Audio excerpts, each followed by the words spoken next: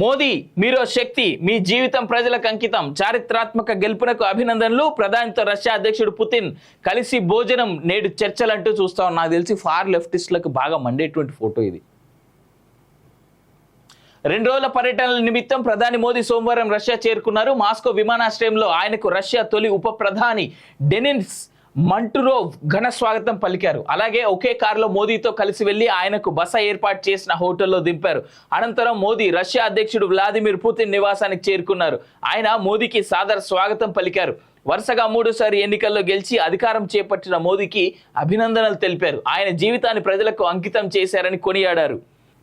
ముందుగా ప్రధానిగా మళ్ళీ ఎన్నికైనందుకు మీకు అభినందనలు. ఈ విజయం యాదృచ్ఛికంగా వచ్చింది కాదు. ప్రభుత్వాధినేత 10 ఏళ్లుగా మీరు చేసిన పనులకు దక్కిన ఫలితం. మీరు చాలా శక్తివంతమైన వ్యక్తి. భారత్ ప్రజల ప్రయోజనాలకు అవసరమైన ఫలితాలను ఎలా సాధించాలో మీకు బాగా తెలుసు. ఫలితాలు కూడా అలాగే వస్తాయి. భారత్ ప్రపంచంలోనే 3వ ఆర్థిక వ్యవస్థగా ఎదుగుతుంది అని పుతిన్ మోదీతో చెప్పారు. ఆయనకి ధన్యవాదాలు తెలిపిన మోదీ సంస్కరణలు తేవడమే తన సిద్ధాంతమని చెప్పారు. తన ప్రభుత్వ విధానాలకు భారత ప్రజలు ఆమోద ముద్ర వేశారన్నారు. 3వసారి గెలిచిన తాను 3 రెట్లు ఎక్కువగా పనిచేయాలని నిర్ణయించినట్లు తెలిపారు. స్పందించిన పుతిన్ మీ జీవితాన్ని భారత ప్రజలకు అంకితం చేశారు, మీ విషయం వారికి తెలుసు అని చెప్పారు. అనంతరం ఇరువురు నేతలు కలిసి భోజనం చేశారు. మోదీకి ఘన స్వాగతం. రష్యాలో ప్రోటోకాల్ ప్రకారం పుతిన్ తర్వాత స్థాయిలో మంచ్రోవ్ ఉంటారు. అలాంటి వ్యక్తి స్వయంగా విమానాశ్రయానికి వెళ్లి మోదీకి స్వాగతం పలకడం ద్వారా చైనాకు గట్టి సంకేతాలు ఇచ్చినట్లయింది. గతంలో చైనా అధ్యక్షుడు జిన్పింగ్ కు ఉప ప్రధాని స్వాగతం పలకగా మోదీ కోసం తొలి ఉప ప్రధాని మంట్రోవ్ వెళ్లడం విశేషం. ఈ చర్య ద్వారా రష్యా భారత్ కి ఇస్తున్న ప్రాధాన్యాన్ని చెప్పినట్లయింది. ప్రధాని మోదీ పర్యటన నేపథ్యంలో మాస్కోలోని 1771 అడుగుల ఎత్తైన ఒస్టాంకినో టీవీ టవర్ ను భారత్ రష్యా జెండాల్లోని రంగుల విద్యుత్ దీపాలతో అలంకరించారు. ఇది ప్రపంచంలోనే ఎత్తైన టీవీ టవర్ లో 4వ స్థానంలో ఉంది. ఇక మాస్కో చేరుకున్న అనంతరం మోదీ తన ఎక్స్ ఖాతాలో భారత్ రష్యాల మధ్య మరింత వ్యూహాత్మక భాగస్వామ్యాన్ని పెంపొందించుకునేందుకు ఉత్సాహంగా ఎదురు చూస్తున్నా అని పోస్ట్ చేశారు. ఇరు దేశాల మధ్య బలమైన బంధాలు ప్రజలకు ఎంతగానో లబ్ధి చేకూరుతాయన్నారు. మంగళవారం ఇరువురు నేతలు 22వ భారత్ రష్యా వార్షిక సదస్సులో పాల్గొంటారు. ఈ సందర్భంగా ఇరు దేశాల మధ్య ద్వైపాక్షిక సంబంధాలు, వాణిజ్యం, ఇంధన, రక్షణ రంగాల సహకారానికి ఉన్న అవకాశాలపై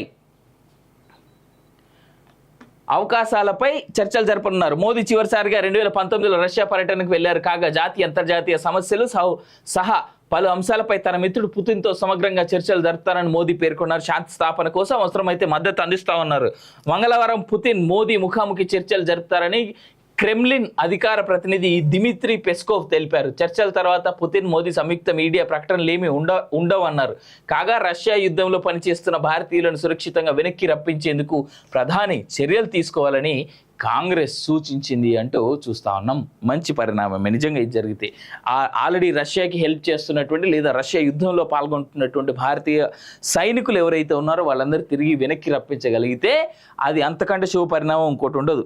ఇక్కడ ఖచ్చితంగా మాట్లాడాల్సినటువంటి అంశం ఇంకోటి ఉంది. నేను ఆల్రెడీ నాకు తెలిసి పార్లమెంట్ ఎలక్షన్స్ టైంలో చెప్పిన, ఇండియా ఏదైతే ఈ యొక్క భారతదేశం ఉందో, భారత్ రష్యా దగ్గర నుంచి క్రూడ్ ఆయిల్ చాలా పెద్ద ఎత్తున కొన్నది. అందుకే భారత్కి సంబంధించినటువంటి క్రూడ్ ఆయిల్ అరబ్ కంట్రీస్ నుంచి కాకుండా రష్యా నుంచి కొనడం వల్ల యూరోపియన్ దేశాలు, అమెరికా ఈ 3 రకాల దేశాల దగ్గర నుంచి ఉన్నటువంటి ఒత్తిడిని కూడా తట్టుకొని మిగిలిన దేశాలు ఎంత వారిస్తున్నప్పటికీ కూడా భారత్ రష్యా నుంచి క్రూడ్ ఆయిల్ కొని మనం కొన్నటువంటి ఆ క్రూడ్ ఆయిల్ కూడా ఇండియన్ రూపీస్లో కొన్నది మనది. ఇండియా ఏదైతే మనం ఏదైతే భారతదేశం క్రూడ్ ఆయిల్ని కొన్నదో, మేజర్గా ఆ క్రూడ్ ఆయిల్ మొత్తాన్ని కూడా భారతీయ రూపాయల్లో భారతీయ కరెన్సీలో కొనడం జరిగింది. దానివల్ల చాలా మంచి సంబంధాలు ఏర్పడ్డాయి. ఒకటి ఇక్కడ నేను మోడీని మెచ్చుకుంటలేను, కంప్లీట్ కంట్రీకి జరిగినటువంటి పాజిటివ్ నేను చెప్తా ఉన్నా.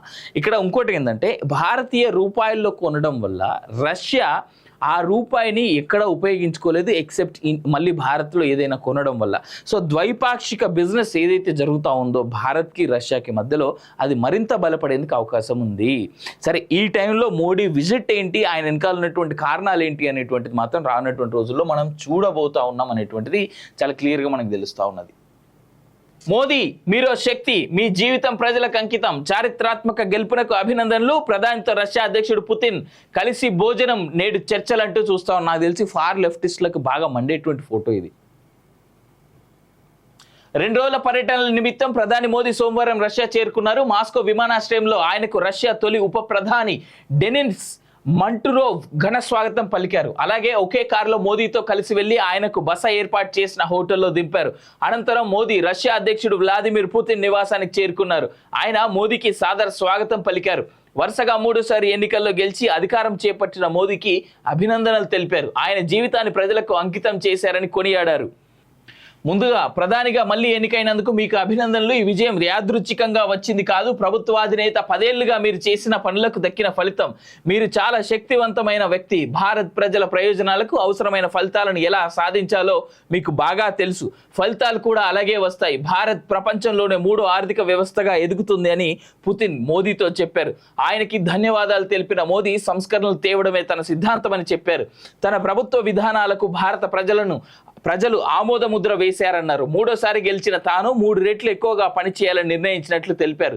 స్పందించిన పుతిన్ మీ జీవితాన్ని భారత ప్రజలకు అంకితం చేశారు. మీ విషయం వారికి తెలుసు అని చెప్పారు. అనంతరం ఇరువురు నేతలు కలిసి భోజనం చేశారు. మోదీకి ఘన స్వాగతం.